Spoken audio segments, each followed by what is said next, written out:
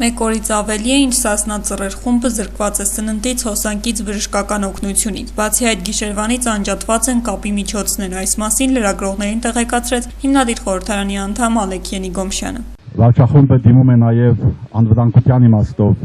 սրացման։ Բոլորս գիտենք, որ փորձ է արվել մոդենալ դարածքին եւ բադ կանթել, դա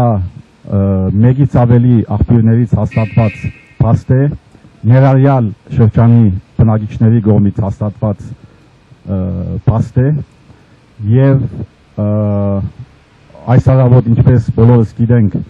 սրացման եւ մթնոլորտի տեժացման նոր քայլ է արվել, ռազմական ուղղաթիռը շատ ցածր բարձրության վրա թռչել է դարածքի վրայից եւ ընդամենը մոտավորապես 10 րոպե առաջ դիվուգահարները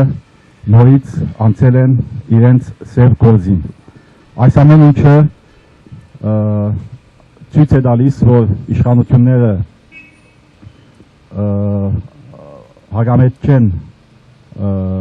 հանկիստ մթնոլորտի մեջ շարունակել բանակցությունները դղաների հետ եւ նման ճնշումներով միմիայն սրացում եւ վտանգավոր սրացում ենք գնում։ Մենք վտանգավոր սրացման ուղղությամբ ենք գնում։ Հավաքների նախաձեռնող խմբի անդամներից Ալբերտ Բաղդասարյանը ընթերցեց համակարգող խմբի հայտարարությունը, որով Սերժ Սարգսյանին առաջարկվում է մինչև այսօր երեկոյան ժամը 20:00 լուծել ապստամբ Սասնա Ծռերի սննդի, ջրի, դեղորայքի ու բուժօգնության հարցերը, հակառակ դեպքում իրենք կդիմեն գործողությունների։ Թափված յուրաքանչյուր կաթիլարյան, խեղված յուրաքանչյուր ճակատագրի համար պատասխանատու է Սերժ Սարգսյանն անձամբ։ Անկախ այն բանից, թե դա ոստիկանության ծառայողներինն է լինելու, թե Սասնա Ծռերի տղաներին է։ Այստեղ Ժիրայր Սեֆիլյանի գործոն մասնակցությունը այս գործընթացին, այսինքն բանակցային գործընթացին, ամենաէական խնդիրն է։ Ցանկացած մարդուց ավելի, անհամեմատ ավելի Ժիրայր Սեֆիլյանը կարող է ներդրում ունենալ այս իրավիճակի լիցքաթափման գործում։ Սակայն իշխանությունները մինչև հիմա 8-9-րդ օրն է, որ Ժիրայր Սեֆիլյանին բահում են լրիվ մեկուսացման մեջ,